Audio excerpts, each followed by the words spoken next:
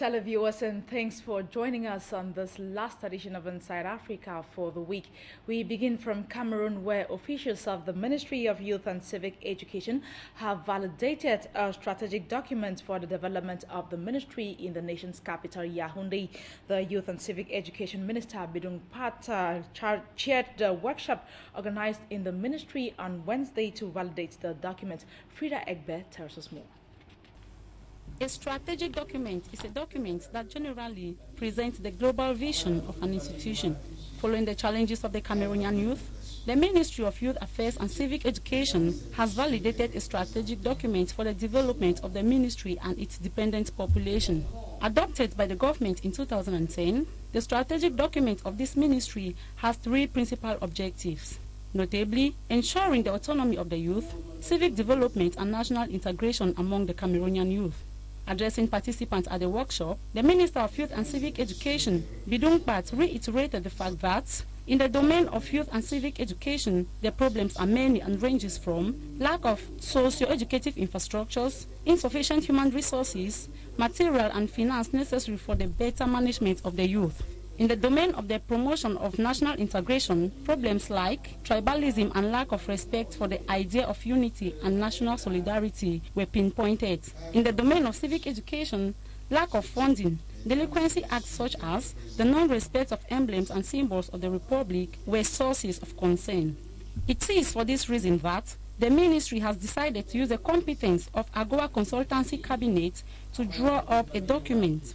It should be noted that this document will be tabled to the government for the provision of funds for the development of the ministry's activities so as to enable a better and guaranteed future for the Cameroonian youth.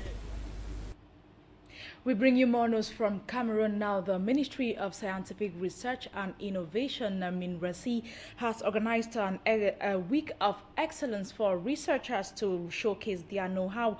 A week-long exhibition marking this week of excellence was organized at the Esplanade of the Yaoundé City Council from July 22 to 25, where national and international research institutes took part.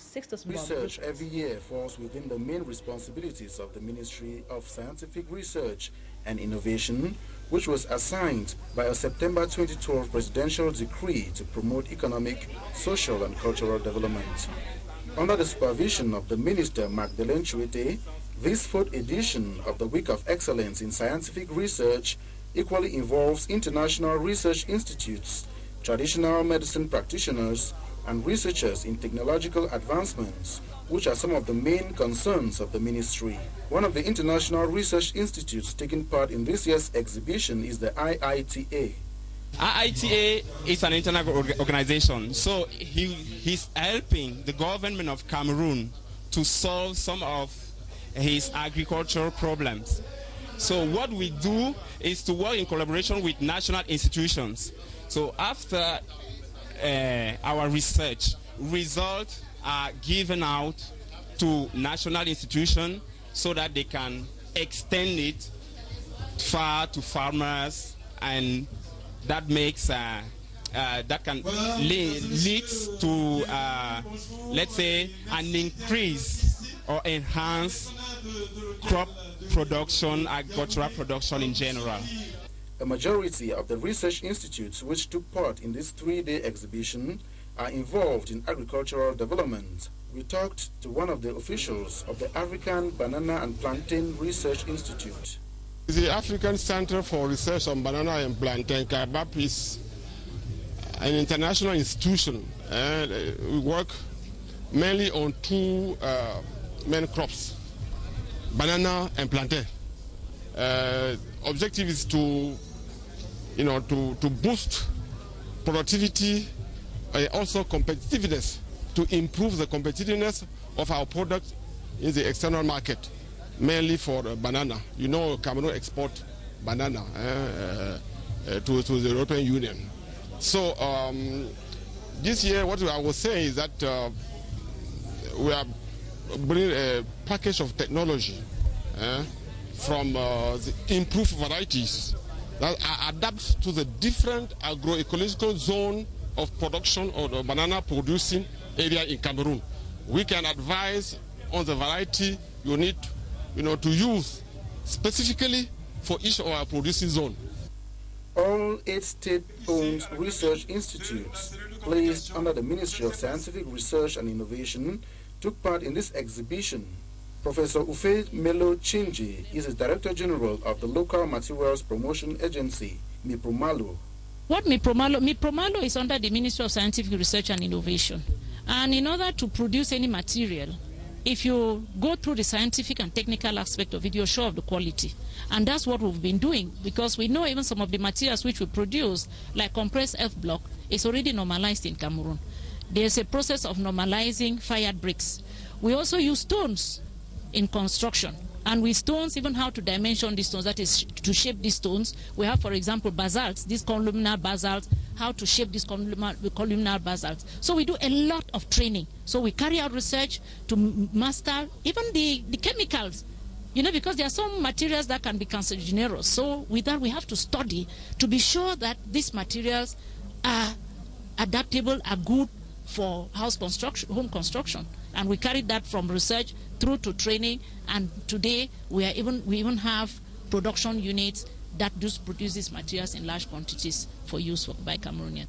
The exhibition is a platform for these institutions to showcase their know-how and attract investors.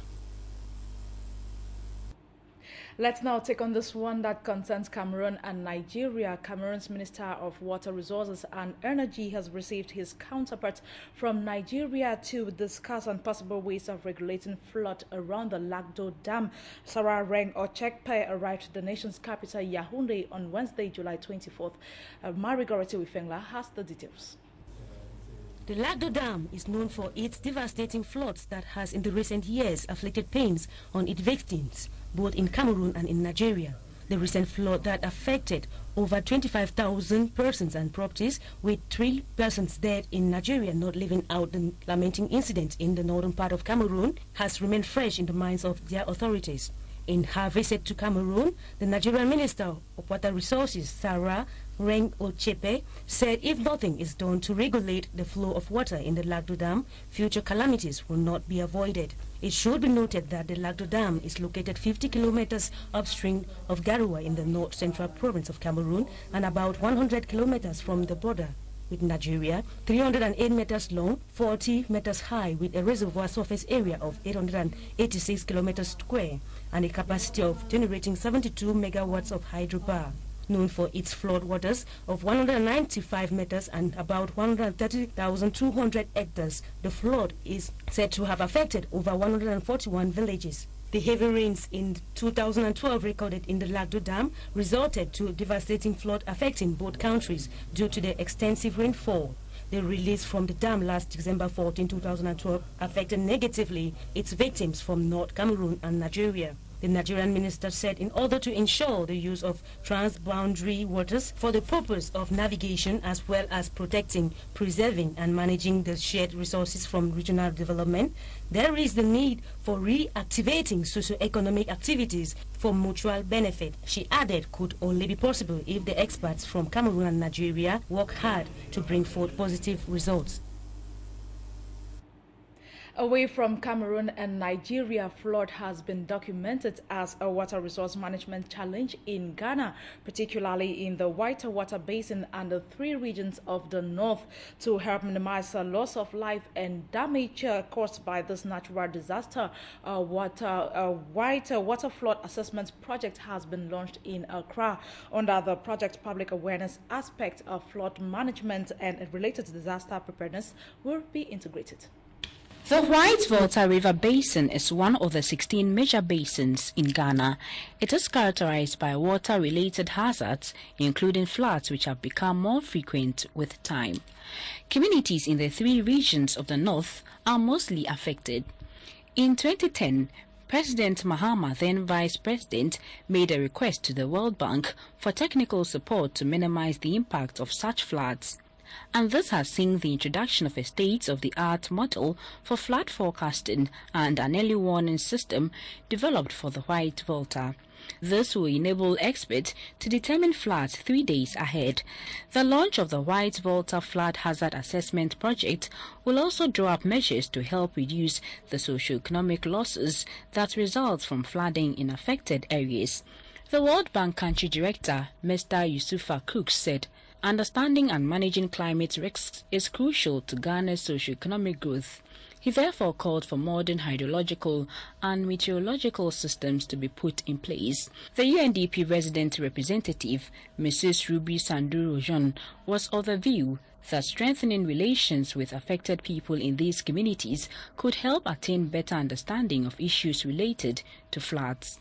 The Minister for Water Resources, Works and Housing, Alhaji Collins Tauda, urged stakeholders to come out with initiatives to promote an integrated approach to flood victims.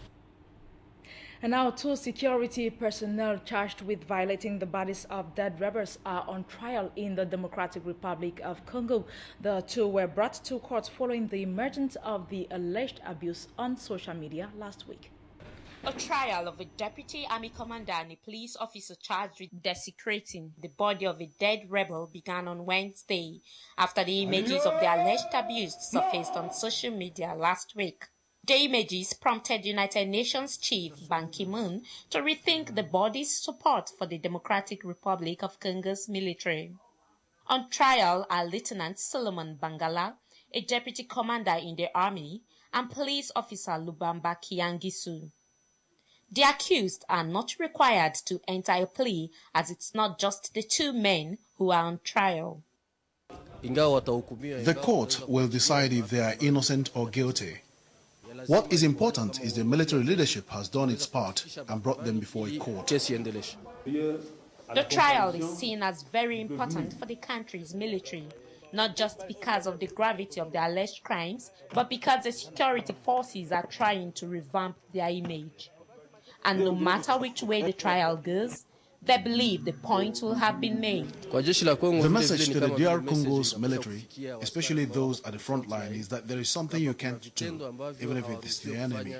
The law doesn't allow it. The military says most of its soldiers are disciplined and points to a string of victories in the last week against the M23 rebels as evidence. Meanwhile, Bangala and Kiangisu are due back in court for the continuation of their trial.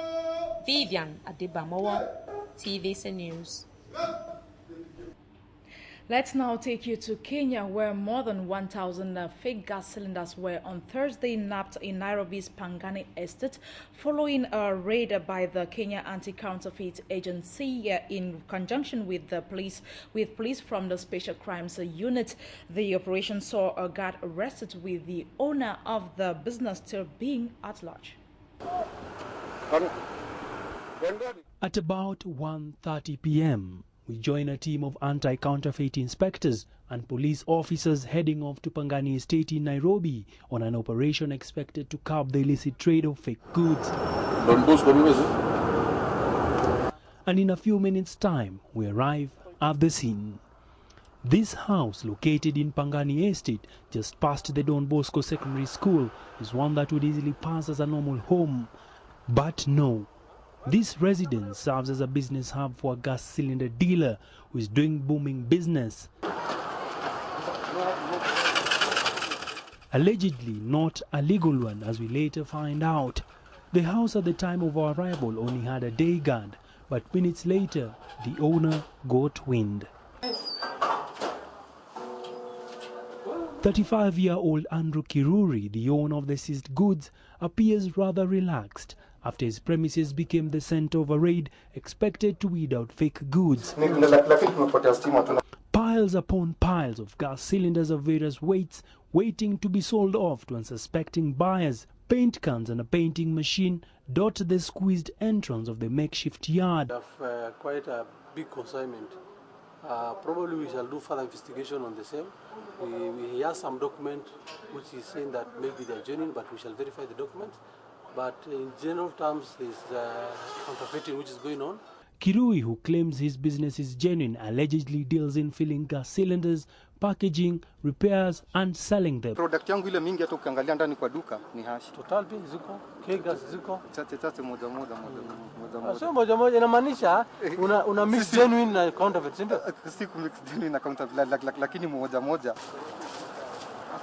Andrew had not been arrested by the time of our departure, and this may beg the question of the seriousness being put in the war against fake goods. Still in Kenya, police are investigating circumstances surrounding the discovery of an unaccompanied consignment of explosive materials intercepted en route to the coast. Police are linking the find to possible terror activities. Samples of the deadly cargo found along Nairobi's River Road are being tested. After a tip-off, the police arrived here at the Kobil petrol station on River Road in the capital city, where goods were being loaded into a Chania bus destined for the coast region. According to the information from the public, a suspicious parcel from Tanzania had arrived in the country. And when inspecting the goods packed in a sack and carton boxes labeled as books, the police came across explosive devices. The 401 pieces were packed in polythene paper labeled as Superpower 90 from Solar Industries India Limited. And according to the police, they are capable of bringing down a storied building. The person to handle these items is supposed to be licensed. But in this case here, the person's identity is unknown, which means the means and motive is also suspicious. No arrests have been made yet, but the police are following up on leads. We have the number of the sender, so we are going to do our level best through an investigation to see whether we can get such a person or that person here. The driver and the conductor of the bus are currently at the Central Police Station, assisting the police with investigations into the matter. According to the driver of the bus, he was informed of the incident after the police arrived to secure the scene. Nikaambiwa na conductor mwingine wetu, gari yako imeshikwa na vitu, aliniambia ni bangi. Sasa kutoka hapo na mimi nikakimbia nikaenda kwa bus, ndio nikakuta hizo vitu zimetolewa zimewekwa hapo chini na maafisa wa polisi. The police have lauded the public for the tip-off and cautioned any handling of explosive materials without proper licensing. Moving on, the fragile political atmosphere in South Sudan has sent shockwaves across the region, with Ugandan businesses operating in the country already pointing to a drop in business activity. On Tuesday, South Sudan President Salva Kiir suspended his cabinet, including the vice president, creating fear of political uncertainty in Africa's newest state. Even before South Sudan attained independence from Khartoum in 2011, it was one of Uganda's key trading partners, at one point overtaking the European Union as Uganda's major export destination. While it remains important to Uganda, the new state remains socially unstable and politically fragile, explaining why the business community here is nervous about the latest developments. The situation there is normal, but people add a fear here to go. At the point, it affects us here on the side of transportation now. Because me, I'm here, if I call that, they say it's normal. Somebody there can call that it's not normal. Get the point? So there's understanding there. But the extent of the bullet, it ended yesterday. Since morning, there's no bullet. But people has their fear. Because they have rough heads there. When you have money, I can pull the money forcefully on your pocket. South Sudanese President Salva Kiir suspended his entire cabinet and vice president in the largest reshuffle in the history of the two-year-old nation. While diplomatic sources have downplayed the impact of the new development, the business community is still concerned, calling on the authorities to prevail over the situation. That the government of South Sudan should really have a peaceful process of managing their internal political processes. So we hope that this will not really degenerate into violence and roll back the gains that they've made. The United Nations Monitoring Group on Somalia has published a controversial report on the Horn of Africa state. The group, among other things, accused several Somali organizations of corruption, but Mogadishu has denied the allegations. The Somali government has expressed concern over what it calls numerous inaccuracies, contradictions and factual gaps in a new UN report by the Monitoring Group on Somalia and Eritrea. The controversial report describes key government institutions like the central bank as corrupt and a slush fund for private companies. In particular, it cited nearly $17 million transferred to the central bank, whereby $12 million could not be traced, and blamed this man, who is the governor of the Somalia Central Bank. It further said that 80% of withdrawals were made for private purposes. The government, however, denies these allegations. For them to call our central bank a slush fund is absolutely unacceptable, and we are improving our financial system. We are doing everything we can, but for them to say 80% of the money goes to individuals' pockets, absolutely untrue. The government also said that the failure of the monitoring group to understand both the nature and the depth of the challenge facing Somalia undermines the process of recovery and threatens peace and stability in a nation that is emerging from a 2-decade civil war. Mogadishu says that it has formally asked the Security Council to establish an independent adjudication panel for all future monitoring group reports to ensure that the government's response and rebuttal is formally recorded and inappropriate, unsubstantiated allegations are removed. We have asked the UN Security Council for future reports to set up a mechanism that can prevent such wild allegations to be published. And all we want is fairness. The UN monitors also accused Kenyan soldiers in the African Union peacekeeping force in Somalia of facilitating illegal charcoal exports from the port city of Kismayo despite a UN ban. The UN Security Council banned the export of charcoal from Somalia in February 2012 to cut off one of the main sources of income for Al-Shabaab. Kenya also rejected this allegation. The report by the monitoring group will be discussed by the Security Council. Meanwhile, President Hassan Sheikh Mohamud maintains his insistence on zero tolerance for corruption. He has promised to make a thorough investigation into some of the allegations made in the report. It is on that note that we come to the end of this edition of Inside Africa. Thanks for always taking our time to be with us, and have a pleasant weekend in the company of our programs.